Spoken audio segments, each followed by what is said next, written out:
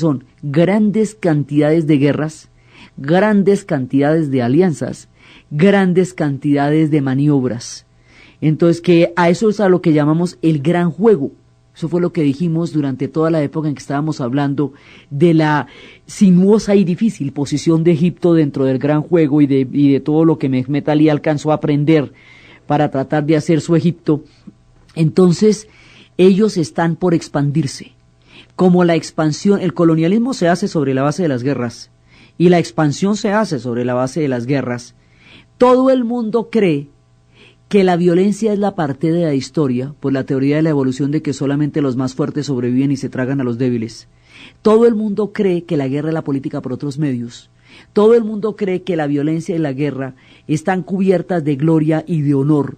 Hay un pensamiento bélico que populariza el conflicto como forma de dirimir las diferencias entre las naciones, los pueblos y las clases sociales. Y todo el mundo cree que es peleando y que es a través de la sangre como se han de imponer los ideales.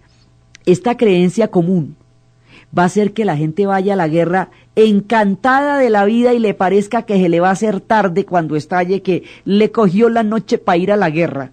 Y nadie se imagina el conflicto tan absolutamente aterrador, cataclísmico, apocalíptico, desolador, que estaba a punto de estallar.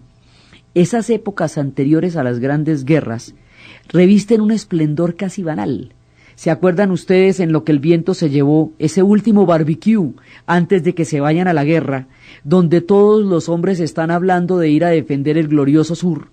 Las chicas se aburren de que ellos estén hablando de la guerra y todos se quieren lucir en el barbecue y después todos los que están en el barbecue van a terminar o muertos o sin patas en una carnicería aterradora que fue la guerra de secesión.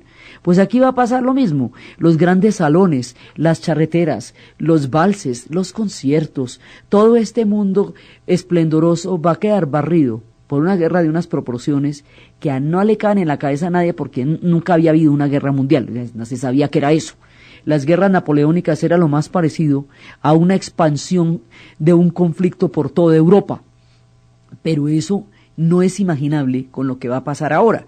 Entonces, todas estas fuerzas, o sea, ¿cuál es el contexto? El eurocentrismo. El pensamiento europeo se erige en el pensamiento que considera que ellos son los portadores de la civilización y de la razón, y que son los que tienen todas las características para decir qué es ciencia, qué es civilización, qué es razón, qué es arte, qué es música. Y todos los pueblos que no están inscritos dentro de este marco se consideran pueblos atrasados, que por el arte del colonialismo se convertirán al progreso de las naciones a la usanza de los europeos. Eso se llama eurocentrismo. La traducción política del eurocentrismo es el colonialismo, es decir, la conquista de una cantidad de pueblos para hacerlos a la imagen y semejanza de los pueblos europeos. Ahí es cuando la historia europea se llama la historia universal, y por eso nos enseñan que lo que les pasó a ellos le pasó al mundo entero. Eso les pasó fue a ellos. Hasta cuando hay una guerra mundial en donde el mundo entero sí se vio involucrado en un conflicto puramente europeo, entre primos y nietos de Victoria, donde todos estaban casados con todos y todos eran parientes, y en lugar de comerse tranquilamente una cena de reconciliación en el domingo, van a llevar al mundo a una tragedia impresionante. Entonces, el contexto es el pensamiento es eurocentrista, la idea de progreso es la que está en ese momento haciendo imaginar a todo el mundo una evolución y un mejoramiento de la sociedad. Esto es muy importante, porque si todo el mundo cree que las sociedades siempre están mejorando y que es solamente cuestión de que los paradigmas se impongan un poco más para que toda la sociedad sea capaz de disfrutar los beneficios, ¿por qué lo que van a hacer es destruirse todos? Entonces, eso, digamos, es el gran interrogante. Esas son las fuerzas. En la economía, una tendencia es el socialismo, pero la otra tendencia es el liberalismo económico. Es el tiempo de Smith y de Ricardo. Y el liberalismo económico sobre la base de la revolución industrial, de Manchester y de toda la industria textil, y de cómo esa industria textil se va a imponer en el mundo entero y va a destruir la industria de la India, de las artesanías de la India, porque no puede competir con las manufacturas llegadas desde Manchester. Es otra fuerza que gravita en la economía y que nos da otra direccionalidad en el mundo que se está dando en ese momento. Entonces, todo esto nos va armando un panorama impresionantemente complejo, con una creatividad artística sin precedentes. Es cuando llegan los primeros ballets rusos a París, y la gente va a ver a Ana Pavlova y a Nijinsky bailando en escena y no se la cree. Es en ese momento, y es cuando hay tantas innovaciones en la música, y es la época de Stravinsky, y es la época de Ravel, y es la época de tanta gente que está innovando la música, y todo está pasando al mismo tiempo. Entonces, en ese momento, todas las fuerzas se están desatando. La historia tiene fuerzas encontradas, que a veces chocan, y producen unos estallidos absolutamente impresionantes.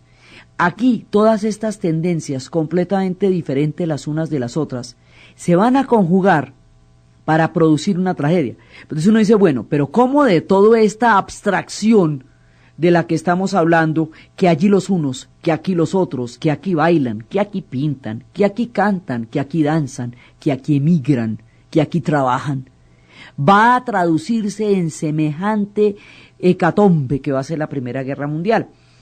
Entonces, habíamos hablado la vez pasada de cómo el imperio austrohúngaro va a ir perdiendo poco a poco la sangre de las venas por las rebeliones, porque es que en el imperio austrohúngaro se dan cita a todas las fuerzas a la vez.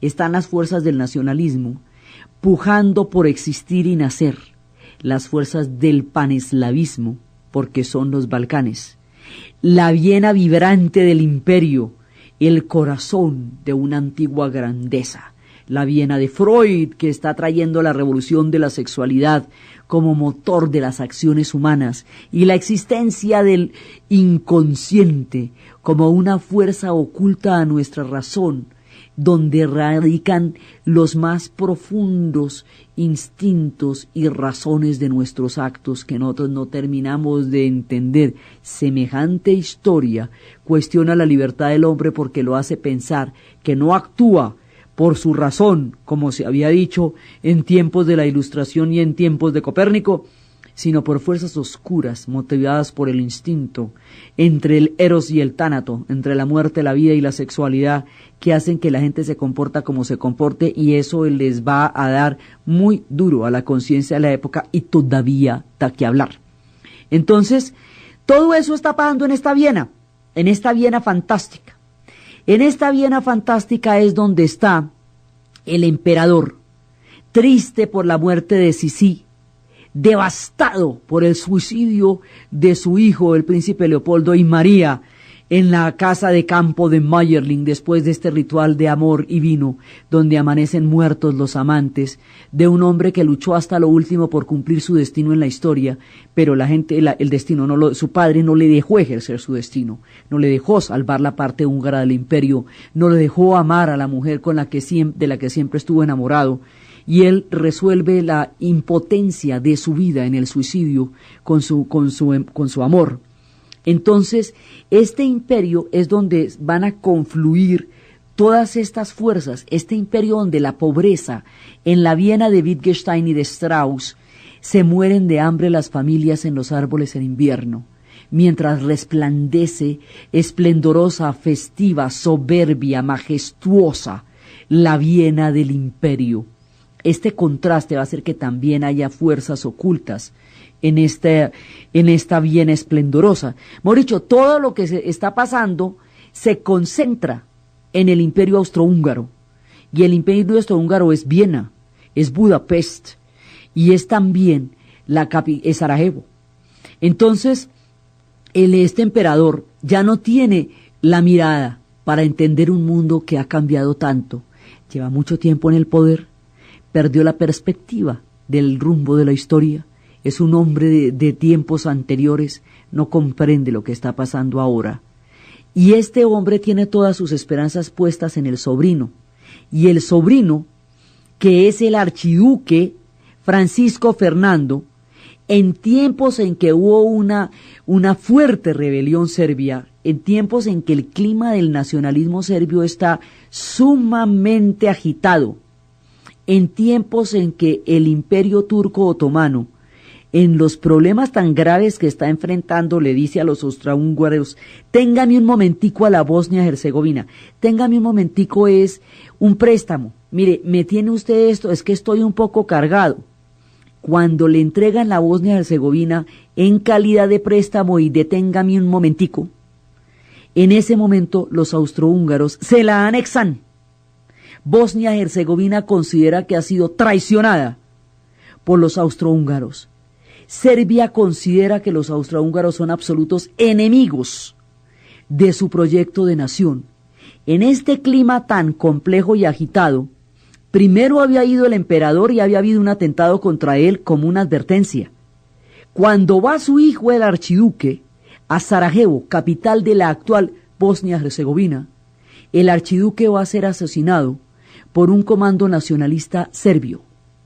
En ese momento, los austrohúngaros, heridos de muerte por el asesinato del último de los Habsburgo, el fin de la línea de 600 años de dominación en la Europa central, van a considerar que ese fue un crimen de Estado, que ese acto terrorista fue hecho por un país que ampara al terrorismo y que no son unos grupos aislados, sino el Estado serbio, el directamente involucrado en el asesinato, y que es el Estado y el país de Serbia el que debe pagar ese crimen y no los autores materiales. Este planteamiento de la lucha antiterrorista frente al asesinato del archiduque va a hacer que Austria-Hungría decida invadir a Serbia. Esa decisión de invadir a Serbia y lo que eso implica para Rusia, que está cuyo imperio se extiende hasta Serbia como zona de seguridad, más el sistema de alianzas que obliga a todo el mundo a moverse detrás de cualquiera que sea agredido, va a llevar al estallido de la Primera Guerra Mundial. ¿Cómo se traducen estas ideas en batallas, en hombres, en movilizaciones, en trenes y en millones de soldados en los campos de Europa? ¿Y por qué en Francia va a tener epicentro una guerra que empieza en los Balcanes? ¿Y cómo se ve el mundo entero comprometido en un problema que aparentemente es tan local entre Serbia y Austria-Hungría? Es lo que vamos a ver en nuestro siguiente programa. Entonces, desde el movimiento de las ideas que ebulle en el siglo XIX, la revolución de Freud, la Viena de Wittgenstein, el tiempo de Darwin, los nacionalismos, los valses de Strauss, la Belle Époque, Cézanne y Monet, los impresionistas, Braque, el mundo complejo de esta época, Marcel Proust, desde Los Miserables de Víctor Hugo, la otra cara de la moneda, los de arriba y los de abajo, los esplendores y las miserias de una Europa que se agita en las posprimerías de la tragedia, en la narración de Ana Uribe, en la producción Jessy Rodríguez, y para ustedes feliz domingo.